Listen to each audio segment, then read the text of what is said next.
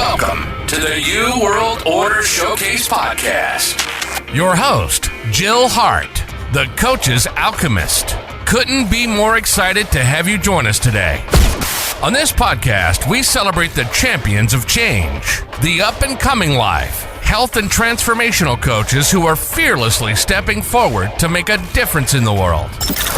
Get ready for inspiring stories, practical tips, and powerful moments that will motivate you to make a positive change in your life and those around you. We're happy to have you join us on this incredible journey as we dive into the world of life, health, and transformational coaches who are lighting up the path towards a better tomorrow.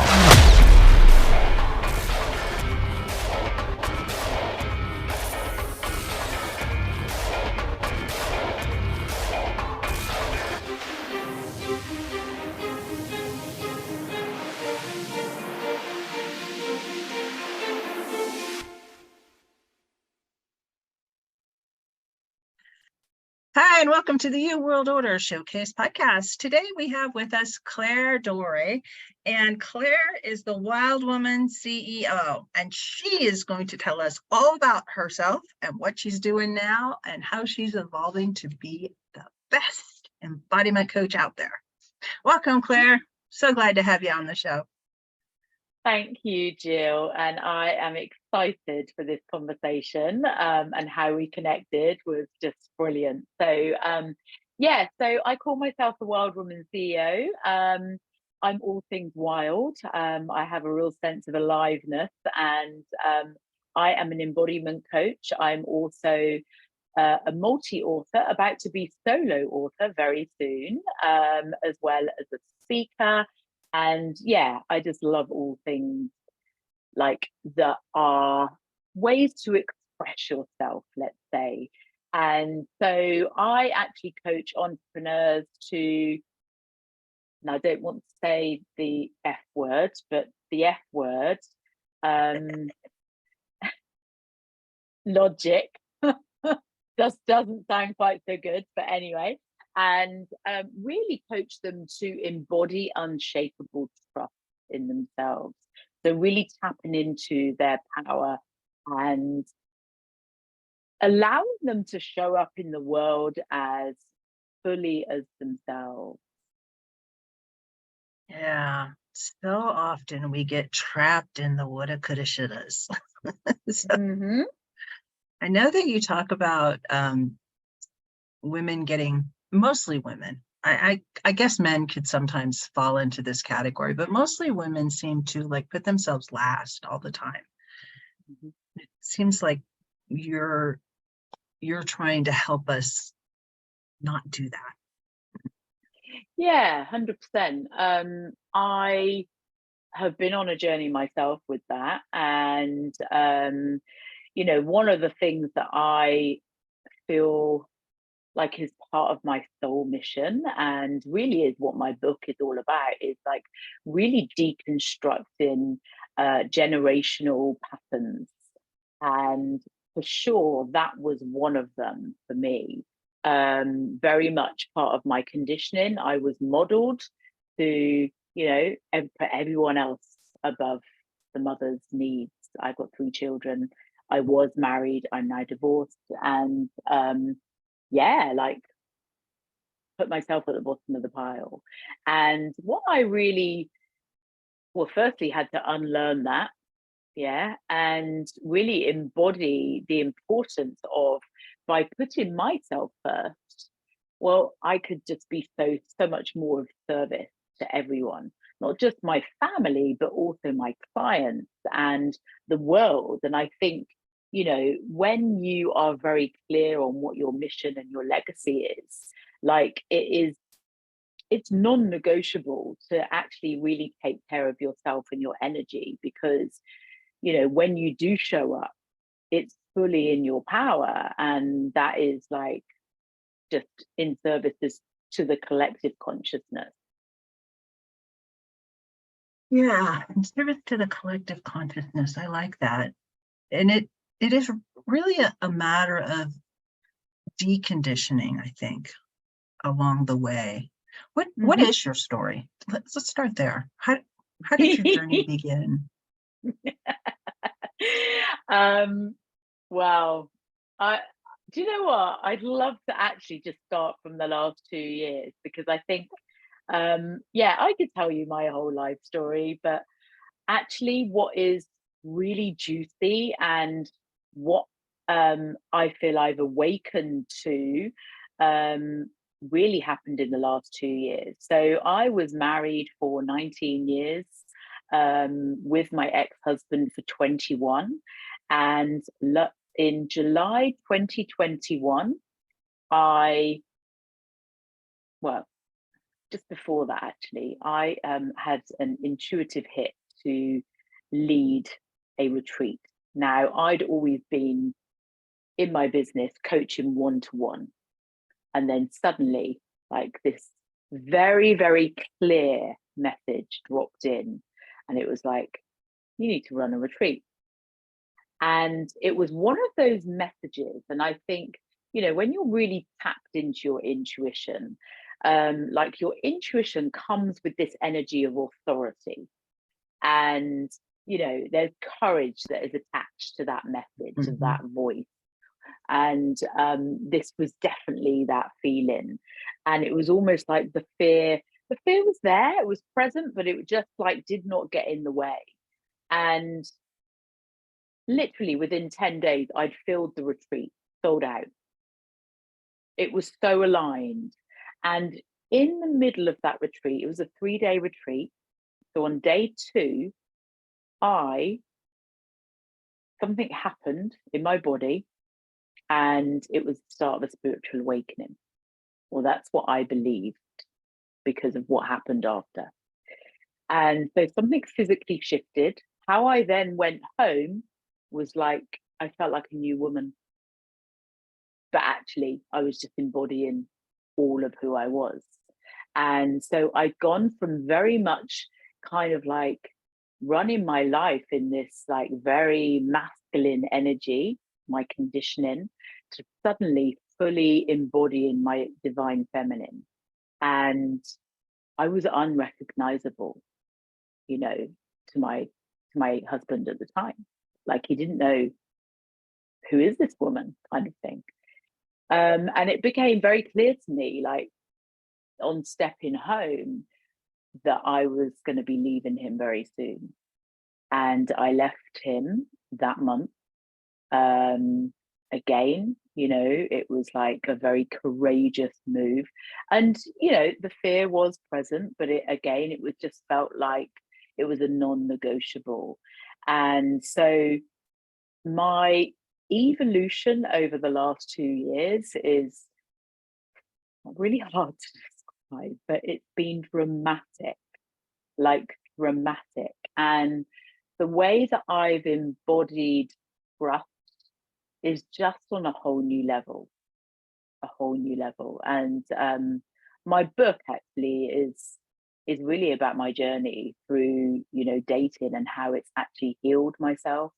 But also really breaking down some of these like conditionings that we've all been kind of brainwashed to believe around how a woman should behave. Yeah, that gives you a little bit of an insight into me. Funny how the last couple of years have really been a pivotal point for so many people out there.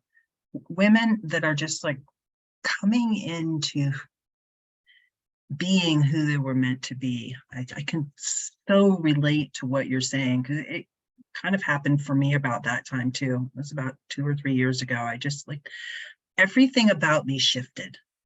And it just was like, I was like this before, and now I'm like this.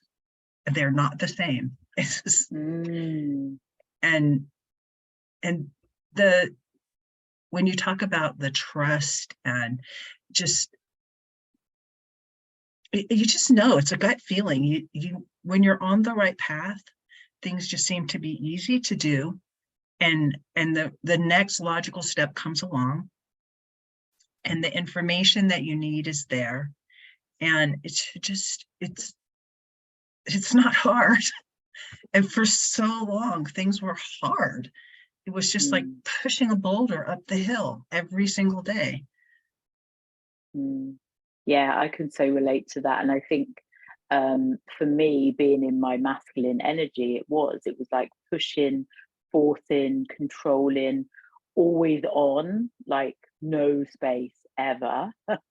And yeah, suddenly it's like you're in flow and you have space because you created that, and because your soul desires it, and it allows all this clarity to drop in. So then, yeah, you just have to lean on that trust within. Yeah, it's so interesting. So, what do you think is the reason for this, and how do you help people? Two totally kind of different questions, I guess. Yeah,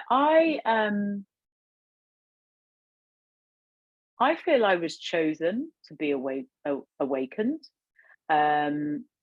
because I was on the wrong path, because I'm here to do this really huge work.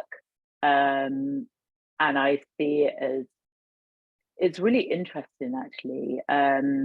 I was doing some journaling this morning, and I had my coaching session with my coach, and there was some stuff coming up around money, like some fears, and it was really interesting, like the shift about, you know, what were my top number one money for fear was, what if I can't publish my book? Like, what if I don't have the money to publish my book? So it was like my fears, I recognized, were all connected to my purpose rather than how they used to be, which was, how will I feed my kids? And like, that is like a tremendous shift. It's almost like I feel so, and Lionsgate has had a massive impact on me. And I think that, you know, that was only like last week. I know when this actually is like goes to air, like it'll be later, but you know, Lionsgate on the 8th of August was a really potent energy this year. And I think, yeah, it was like I was chosen to realign and pick to be awakened so that I could really stand on this global stage and actually make this huge impact that I'm here to make. That's very much my belief. What is the exact impact that you think you're here to make?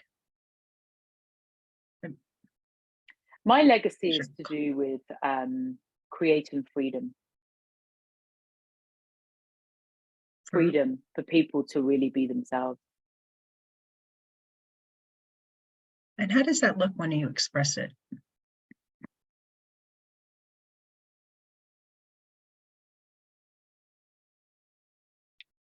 It's like fearless to, you know, say the things that are deeply passionate to them without fear, being able to stand on the stage and, yeah, voice about the things that are deeply important in their heart, you know, the cause that keeps them awake at night. But I think there is so much, society breeds fear. And so people get so stuck in that they then don't voice the thing that actually they know they need to talk about, but they're scared about, like, oh, what will so-and-so think, or what will they think, and so-and-so is going to judge me, and, you know, all the stories that get in the way. Freedom is kind of a lack of control, or a lack of being controlled. It's the ability to live your life authentically, and it looks different for different people, but when we live in fear, we live under the control of whatever the authority is that we're afraid of. And it can be a human being, it could be a system, it could be your house, it could be your neighbor. It just, like, when you're in fear of what other people are going to say or think or do because of what you say, think, or do. You're being controlled by another human being or another entity. And I think it really is important. And I think now is a time, and it's really a phenomenon over the last couple of years. COVID has done some amazing sociological things, I think, around the world. And one of them was that it just made people question, what is the truth? What is the truth for me? Not even necessarily a universal truth. It's just what do I believe? I've got all this conflicting information coming at me, and do I want to believe? We were given all these choices. Do I want to believe the authorities? Do I want to believe the, wingnuts on either side of the spectrum?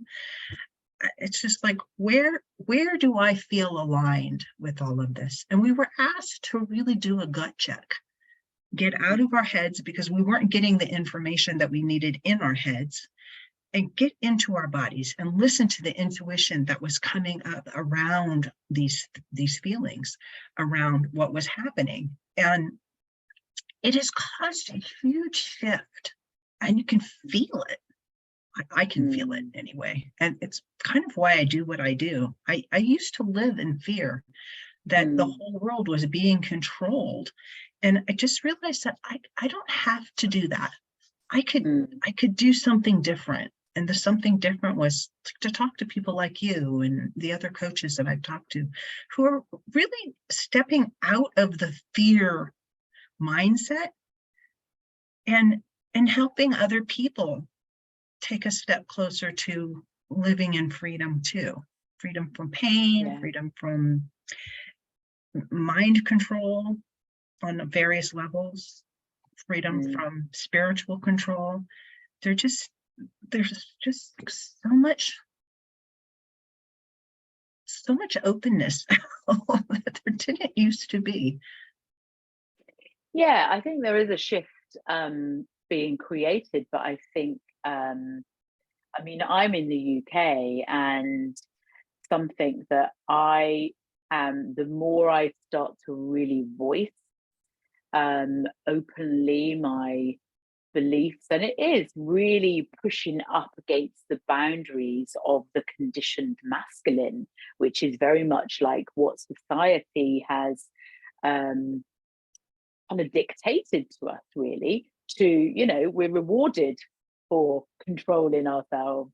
You get rewarded for that behavior. And I think when you suddenly step outside that, you're pushing up against these boundaries that people have been led to believe. And yeah, it's like the system can, feel like start to come towards you. I mean, I see that as like I'm on the right track. But I've had some situations where, I can see that I am really ruffling people's feathers because I am, like pushing a boundary of theirs, and they are not there. They are like the woman I used to be. So I'm kind of like learning to really sit from a place of compassion and go, I was that woman, who may have judged a woman for being, sexually free or whatever it is, or, semi-naked, like how I tend to show up a lot right now. Yeah. And I think, so I can really see why that is, because it's like, been running through generations. Society wants us to be controlled, Yeah, and mostly it's one segment of society that wants everyone else to be controlled by them. And when you start pushing back as a woman, it's just like, it's amazing the amount incredible of impact that you can have. And still I think that that paradigm, the masculine energy paradigm of, pyramids and big business and conglomerates is kind of fading. And I see that through the efforts of coaches really out there. Coaches are making the way we transact problem solving on a different level. Oh yeah, we're definitely the light bearers. We are definitely, I think all the coaches in the world have a huge role to play in really bringing, waking people up and really, being that beacon of light. And I think, just touching back, I just had a thought on the, what we're talking about, the masculine energy and the conditioned masculine. Like, the society has not wanted us to step into that divine feminine power because the feminine power is more powerful. And it's untamable, it's boundaryless. So, it's like, it's it's uncertain, and society likes certainty and stability. And of course, the feminine power is none of that. We have a much longer cycle than males do. A male cycle is about 12 hours. A woman's cycle is 28 days. and it takes that long for us to move through things. And because we're not just like, as a human being, I'm pretty good at making decisions and moving on. It's from my conditioning, it's my problem solving background. It's really my superpower. I can say, okay, we're just going to do this, and I'll head in that direction. But there's another part of me that says, slow down sometimes. Just slow down. It's okay. Just slow down. And and that's the feminine side. You don't have to make that decision right this second. It's okay to wait. And I actually learned that from my husband. his idea is to not make a decision unless you absolutely have to, because generally it will work out.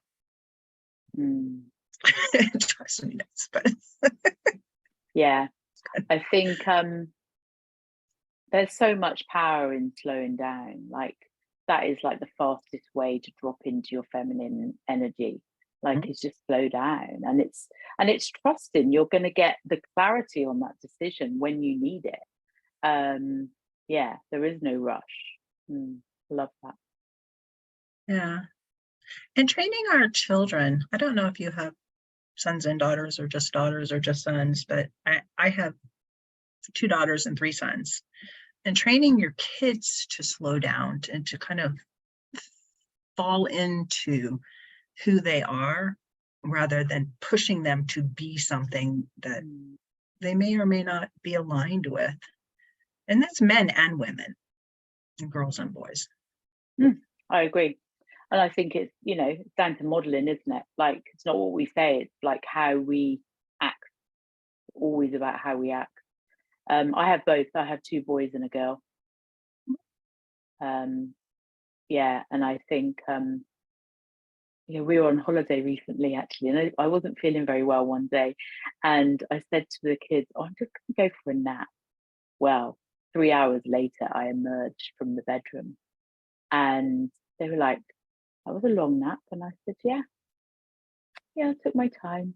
And I thought, I would never have done that before, but I thought, what brilliant modeling to show how you look after yourself. Yeah, I was like celebrating myself there. But it would have been like, oh, I better get back, and are they okay? And it's like, of course they're okay. Like, and it's taking care of ourselves first, like, come full circle. Learning how to be bored is a skill that everyone should teach their children, and very few do these days. It's in the boredom that ideas are born, and daydreams happen, and naps happen when you're bored. And naps can be good for you. Mm-hmm. We used to take them when we were little because our bodies needed time to recharge. We were going really hard. And now we just go really hard and drink more coffee,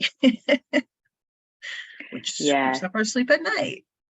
Oh my gosh. Yeah, totally. Yeah, no, I can't do that.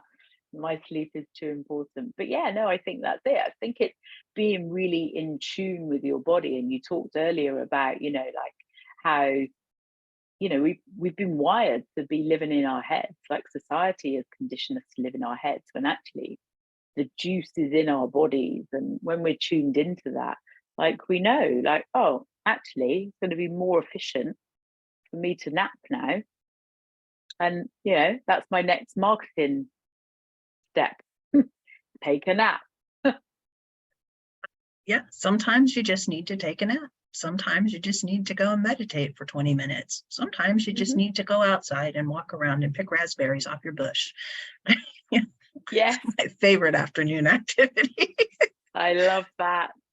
Raspberry season's fading. I have to wait till next year. Oh, you can still go and walk on the grass barefoot. Yeah, I have other things that are coming into bloom now, or into fruit now. So it's fun, and it just like connects you with the earth. And I like to go out barefoot and just stand out there and feel the grass and talk to my chickens. I think that's it's very powerful. I think just stepping out and being in nature. Even if it's just your backyard, it's connecting. And waking up and late at night when the stars are out and just stepping out front and looking at the stars for a few minutes and then going back to bed. Like the little things. A lovely thing to do. Yeah. We like to sit out in the evenings and under this tree that we love. It's the linden tree, and it's supposed to be one of the most fragrant flowers in the world. It is just smells so good in the spring when it blossoms, but we keep getting eaten alive. It does, so we have to stop that for a little while. Oh, that sounds like a lovely thing. So what is the name of this book that's coming out that you're publishing soon? Now that's a little bit tricky to say because it does have an F bomb in the middle, but I will make it a different title slightly, and you can, it's with the F bomb in the middle, Unleashed. And an ING. Uneffing unleashed. There. Yes, that's right. That's yeah. And when is it supposed to be published? When will it be released? So I don't have a publishing date yet. I am working very closely with a publishing agent at the moment, and she is putting together a strategy and will be selling me into various publishers, most likely UK publishers, but the book will go worldwide. Very exciting. That is really exciting. Is there a way for people to get on a wait list to be part of it? Not right now, but that is a great question, and maybe something for me to take away as an action, because I've been on a lot of podcasts, and actually there's been a lot of people asking for that. So maybe something for me to try and organize there. Thank you. Yeah, if you can put something like that together, I would be happy to put the link in the description or in the show notes, because this isn't going to come out until October. Yeah. So we've got a minute. Thank you. Yeah, that would be incredible. Let's do that. And is there one thing that you would like the audience to take away from our conversation today? I love that question. And I think probably the biggest thing that I have had to really lean into is this feeling of surrendering and just trusting my intuition, following the little breadcrumbs and just being okay with not knowing. I'd say that would be it. It's kind of hard for a lot of people just to sit with the uncertainty, but it always works out. Mm. It always It works really out. does. And I think, when you start on the journey, it's just about taking each step as they show up. And I think so often, we've been wired to think about, oh my God, like the big how, the whole journey, like, and what does the whole staircase look like? And it's like, you don't need to know that. It's like the first step, and just take that first step. And it's just like really trusting that voice within. Universe always has a way of bringing what you need when you need it. 100%. Yeah. I was reading something this morning, actually, that was saying, like, the universe thinks it's more important for you to fulfill your purpose rather than keep you comfortable. Yeah, that's kind of a scary